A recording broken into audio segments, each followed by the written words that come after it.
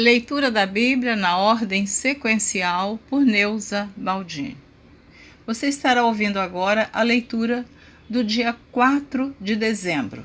Então ouça o capítulo 4 da primeira epístola do apóstolo Paulo aos Gálatas. Capítulo 4. O Evangelho isenta-nos da lei.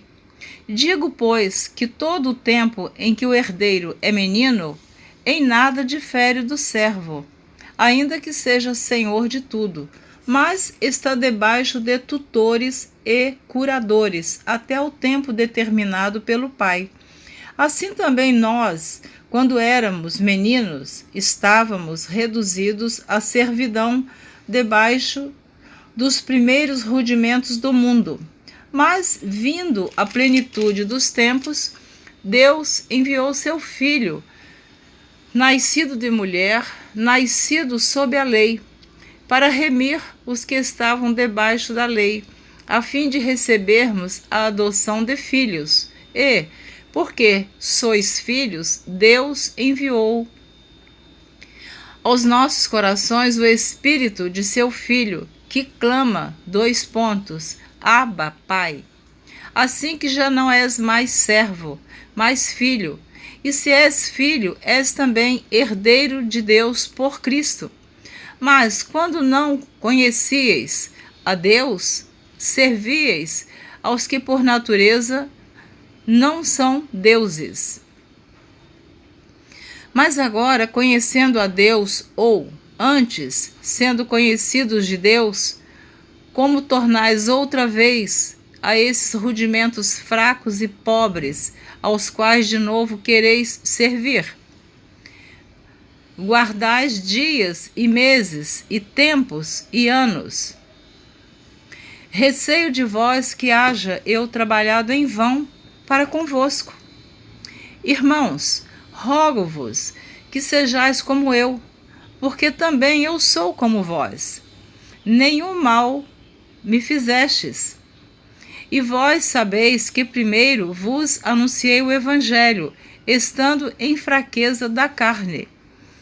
E não rejeitastes, nem desprezastes isso que era uma tentação na minha carne. Antes me recebestes como um anjo de Deus, como Jesus Cristo mesmo. Qual é logo a vossa bem-aventurança?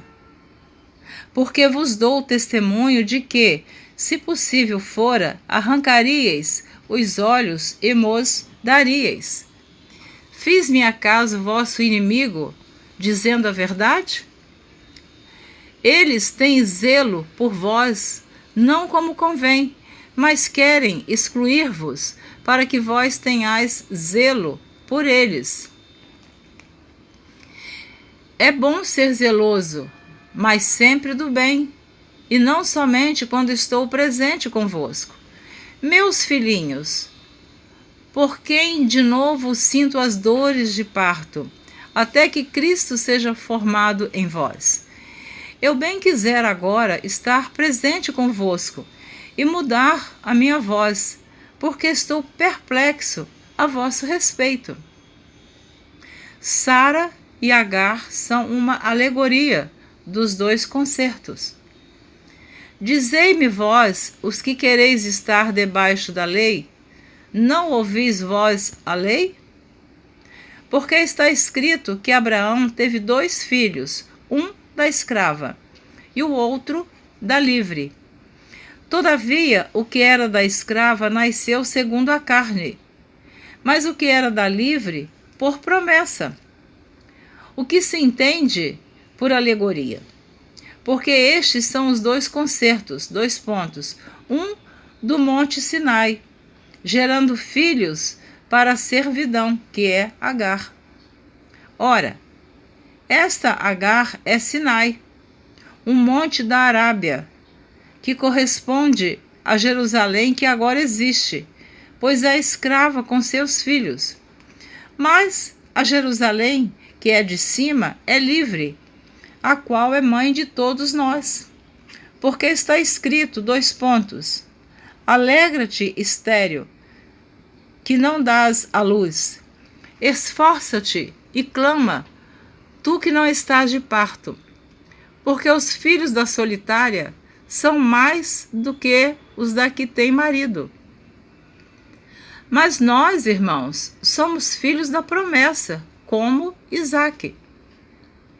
Mas como então aquele que era gerado segundo a carne perseguia o que era segundo o Espírito, assim é também agora. Mas que diz a Escritura? Lança fora a escrava e seu filho, porque de modo algum o filho da escrava herdará com o filho da livre. De maneira que, irmãos, somos filhos não da escrava, mas da livre. Exortação a conservar a liberdade cristã. Estai, pois, firmes na liberdade com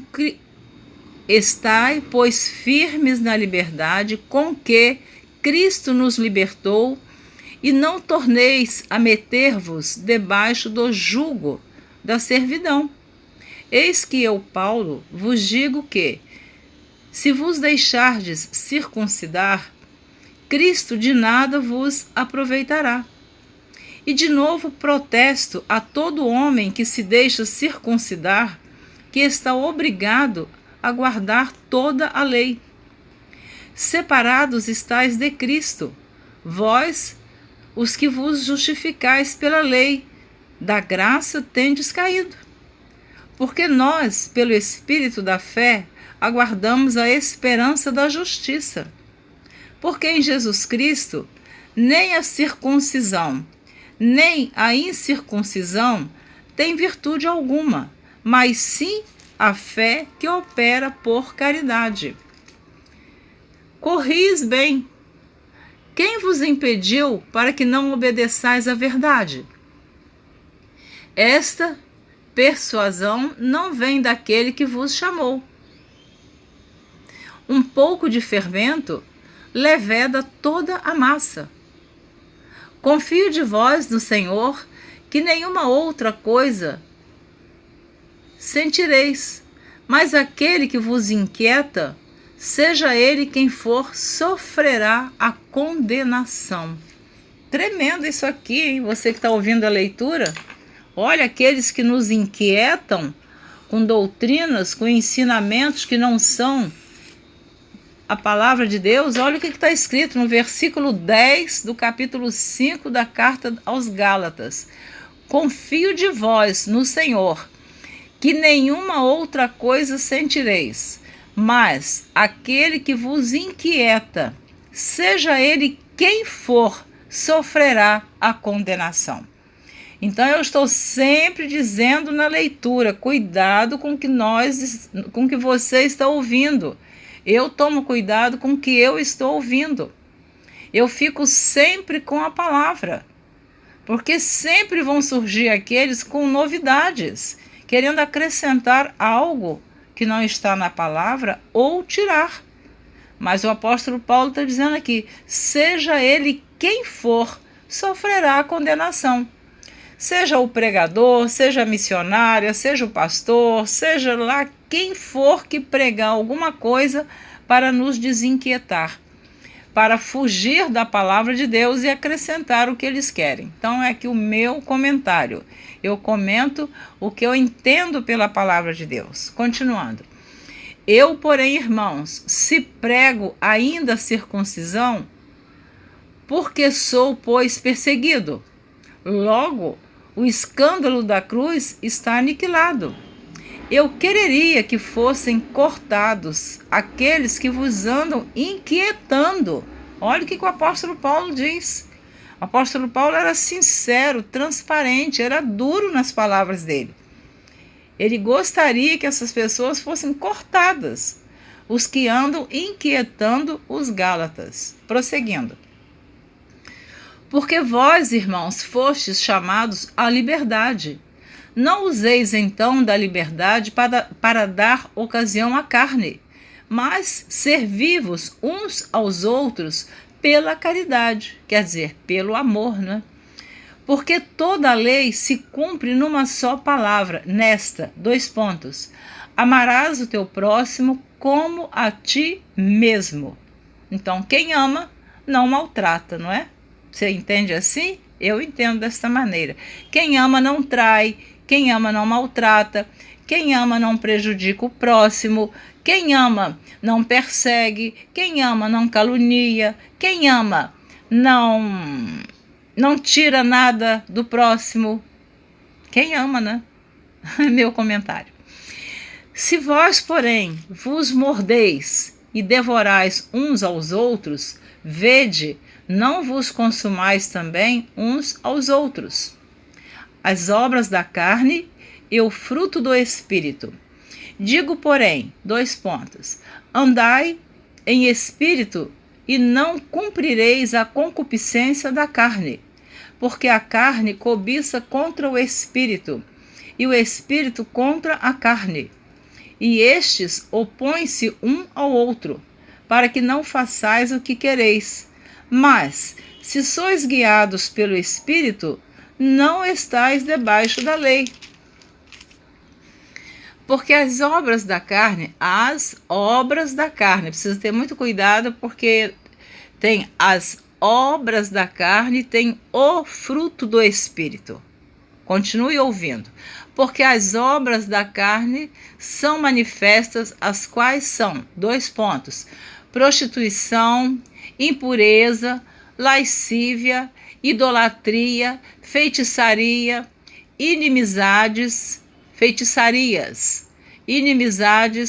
porfias, emulações, iras, pelejas, dissensões, heresias, invejas, homicídios, bebedices, glutonarias e coisas semelhantes. Continuando a gravação do capítulo 5 da Epístola do Apóstolo Paulo aos Gálatas. Eu tive que interromper aqui a leitura. Eu vou repetir a partir do versículo 19 do capítulo 5.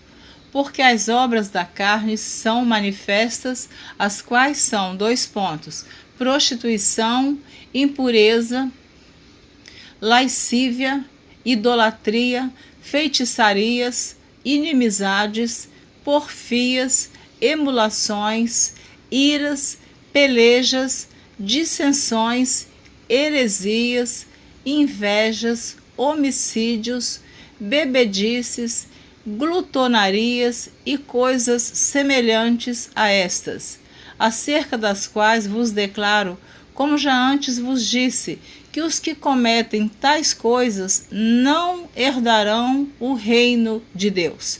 Então é muito importante observarmos a palavra de Deus. Quando os evangélicos pregam, ensinam, ministram a palavra de Deus, dizendo a diferença dos que vão morar na eternidade, no céu, nas mansões celestiais com Jesus, tem uma grande diferença dos que não irão morar no reino de Deus.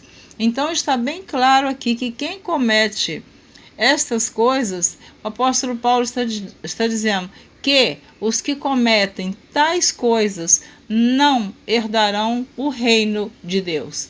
Então, nós temos aqui as obras da carne, tem 16 itens, os quais você pode ouvir novamente a gravação.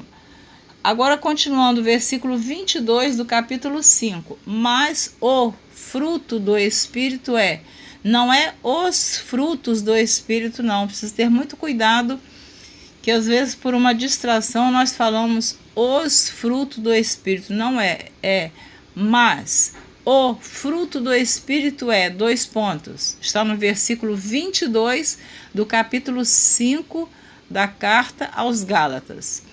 Mas o fruto do Espírito caridade, gozo, paz, longanimidade, benignidade, bondade, fé, mansidão, temperança. Contra essas coisas não há lei. Então, As obras da carne são 16 itens, e o fruto do Espírito, 9. Continuando. E os que são de Cristo crucificaram a carne com as suas paixões e concupiscências. Se vivemos no Espírito, andemos também no Espírito. Não sejamos cobiçosos de vanglórias, irritando-nos uns aos outros, invejando-nos uns aos outros. Essa palavra inveja, eu fico triste de falar esta palavra no meio evangélico. É muito triste, eu gostaria de nunca ouvir ninguém dizendo que sentiu inveja de pessoas, ou mesmo nós percebendo que somos invejados. É muito triste, porque a inveja de Caim fez com que ele matasse o seu irmão Abel. Então precisamos ter muito cuidado. Podemos não matar fisicamente um irmão, mas podemos matá-lo espiritualmente, porque quando nós sentimos inveja dos nossos irmãos ou de quem quer que seja, a tendência é nós perseguirmos aquela pessoa. E quando nós começamos a perseguir alguém, aquela pessoa começa a sofrer. Então está dizendo aqui, não sejamos, apóstolo Paulo está falando, inspirado por Deus, não sejamos cobiçosos de vanglórias, irritando-nos uns aos outros, invejando-nos uns aos outros. As últimas exortações e saudações. Capítulo 6. Irmãos, se algum homem chegar a ser surpreendido em alguma ofensa, vós que sois espirituais, encaminhai o tal com espírito de mansidão, olhando por ti mesmo, para que não sejas também tentado. Levai as cargas uns dos outros, e assim cumprireis a lei de Cristo. Porque se alguém cuida ser alguma coisa, não sendo nada, engana-se a si mesmo. Mas prove cada um a sua própria obra, e terá glória só em si mesmo e não noutro, porque cada qual levará a sua própria carga. E o que é instruído na palavra, reparta de todos os seus bens com aquele que o instrui. Não erreis. 2 pontos. Deus não se deixa escarnecer, porque tudo o que o homem semear, isso também ceifará. Então, tomemos cuidado com o que nós estamos semeando, com o que nós estamos plantando. Nós vamos colher mais tarde. Comentário meu. Porque o que semeia na sua carne, na carne ceifará a corrupção. Mas o que semeia no Espírito ceifará a vida eterna. E não nos cansemos de fazer o bem, porque a seu tempo ceifaremos, se não houvermos desfalecido. Então, enquanto temos tempo, façamos o bem a todos, mas principalmente aos domésticos da fé. Tem crentes na igreja que gostam de ser caridosos, fazerem boas obras, tudo isso é maravilhoso. Tudo isso vamos dizer assim, é gratificante. Fazer o bem, fazer caridade, socorrer os necessitados. Mas o apóstolo Paulo está dizendo aqui que nós primeiro temos que olhar os domésticos da fé. Então, tem crente que pergunta se pode dar o dízimo dele em outra igreja. Errado. Nós temos que dar os nossos dízimos onde nós servimos a Deus, onde nós recebemos a palavra, os ensinamentos, o alimento da palavra de Deus, onde nós temos ali pessoas que precisam do nosso dízimo para a manutenção da obra, da igreja. Então, que nós não deixemos de fazer o bem, ser caridosos, amparar aqueles que estão necessitando, mas sempre lembrando, os domésticos da fé são os de casa. Então, muitos fazem bem para muita gente, mas não fazem dentro da sua própria igreja, não fazem dentro da sua própria família. A palavra de Deus nos instrui tudo. nos ensina tudo. A gente não precisa ficar buscando livros, histórias, historiadores para nos mostrar a verdade. A verdade é a palavra de Deus. Comentário meu, de Neuza Baldini. Então, enquanto temos tempo, façamos o bem a todos, mas principalmente aos domésticos da fé. Domésticos quem são? Os da nossa própria casa, da nossa própria convivência, da nossa própria igreja. Não quer dizer com isso que você está impedido de fazer o bem a outras pessoas. Entenda bem a palavra de Deus, para não dizer que a irmã Neuza está mandando você fechar o coração para não ajudar ninguém. Então, precisa ter muito cuidado com a interpretação da palavra, para a gente não colocar aquilo que a gente acha que é certo. Continuando. Vede com que grandes letras vos escrevi por minha mão. Todos os que querem mostrar boa aparência na carne, esse vos obrigam a circuncidar-vos, somente para não serem perseguidos por causa da cruz de Cristo. Porque nem ainda esses mesmos que se circuncidam guardam a lei, mas querem que vos circuncideis para se gloriarem na vossa carne. Mas longe esteja de mim gloriar-me a não ser na cruz de nosso Senhor Jesus Cristo, pela qual o mundo está crucificado para mim e eu para o mundo.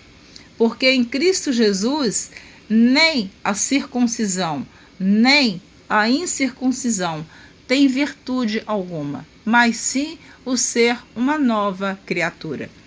E a todos quantos andarem conforme esta regra, paz e misericórdia sobre eles e sobre o Israel de Deus.